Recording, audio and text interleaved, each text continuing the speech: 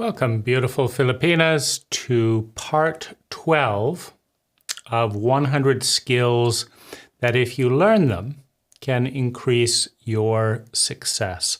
So the first skill, number 42, is using Google Translate and also Duolingo, which is an app that helps you learn any language, to expand your possibilities. Basically, if you can reliably translate Tagalog or English into any language, it allows you to meet people in different cultures, it allows you to do work in different languages, it allows you to travel, and it allows you to date in different cultures. So it expands your sense of possibility. To practice these skills, you want to go to the Google Play Store and download Google Translate and also Duolingo, which helps you learn a different knowledge. And if your goals require you to, for example, get an English job in a call center or becoming a virtual assistant, you want to practice daily learning maybe 5 words and translating 3 sentences and practicing them from Tagalog or your native language into that language. This is a big deal, and it relates to dating in terms of when I do a search for a Filipina in dating, if someone says they have some English, it's not enough for a relationship. But if they have good or very good or fluent English, right, then maybe it's enough to have good communication. Skill number 43 is getting your passport. Now, in the Philippines, this is actually a skill. I've helped a few Filipinas to get their passport, and you stand in a long line waiting for an appointment. They want your yearbook. It is a huge hassle. It's not like the United States where you just mail in some documents and a few weeks later you get your passport very easily. The Philippine government seems to like to make it hard for Filipinas to travel and get their passport. And so it's hard to get a passport. You have to pay a fee to use the airport that no foreigner uses. You get interviewed at the airport when in free countries you're allowed to travel. So the Philippine government is not helping you out, which means it requires some work. Now, this can make the difference in all kinds of situations, work-related or otherwise, because it can take you months to get your passport. But you may have an opportunity in just 3 days. Can you be on a plane in 3 days to go traveling? No, I will take 1, 2, or 3 months with my government, right? So you want to think ahead. You want to do it now and get your passport ready. Now, because Manila and Cebu have such irritating passport lines, one of the things that I did to help a friend was we went to Palawan. And in Palawan, it's not very busy. And so we could get the passport just in a few days. Skill number 44, driving a car. If you know how to drive a car well, you can drive safely. You can keep safer.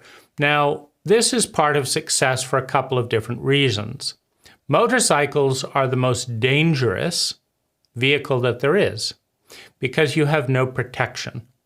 So anytime that you're in a car rather than in a motorcycle, you are safer. You are not dead. If you're dead, you can't be very successful, right? So driving a car and learning to drive a car is part of protecting your family, part of increasing the odds that you will be alive, but it's also part of having certain job opportunities. You can't do a taxi driver, for example, if you don't drive a car. You can't be a chauffeur if you can't drive a car. You can't help someone in their business that involves shopping if they have a car and they want you to drive it. It's also part of success if you're a bad driver and somebody loans you their car and you damage it. It's going to cost a lot of money, right? And so if you want to learn to drive a car well, study on YouTube, number one. Number two, study the Philippine government website. It's probably difficult, but study local regulations. But in general, Americans are much better drivers than Filipinos. Whenever I go to the Philippines, I'm shocked at how bad the driving is. And so studying, but the laws are very similar.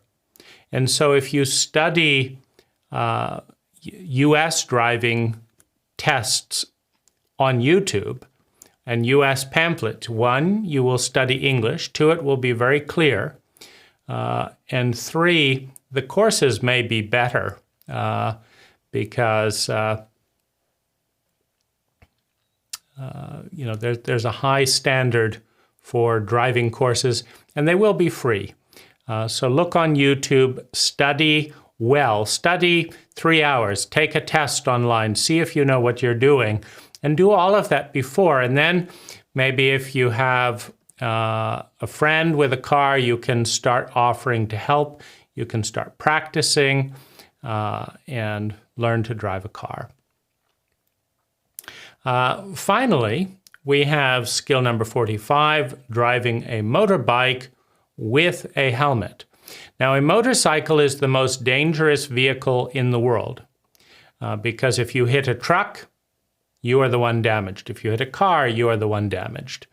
If you hit another motorbike, you are damaged. If you drive off the road, there's no protection. And unfortunately, most Filipinos drive around without any helmet on, and your head is the most sensitive area. It's very important for your success that you stay alive, that you don't spend a lot of money in a hospital, that you don't spend a lot of time while your business goes bankrupt because you're sitting in a hospital paying a lot of money and recovering, right? Because you didn't spend 1,000 pesos to get a good helmet. A good helmet needs padding from the shoulder all the way over and has a chin brace. You can't have a helmet that's just up here. You have to have a helmet that goes all the way down. And if you are a parent, it's very important. It's a big responsibility. Children and teenagers get in much more accidents than adults, right? And so one of the important responsibilities as a parent, as a single Filipina, is to buy a very good helmet for your family and make sure that whoever is on the motorcycle is wearing that helmet. So that concludes part 12 of 100 Skills for Successful Filipinas. Thank you so much for watching. And if you take any action at all based on this video, right down below, I hope you consider going on Lazada and buying a really safe helmet with a chin guard. It's one of the best things you can do to protect your family.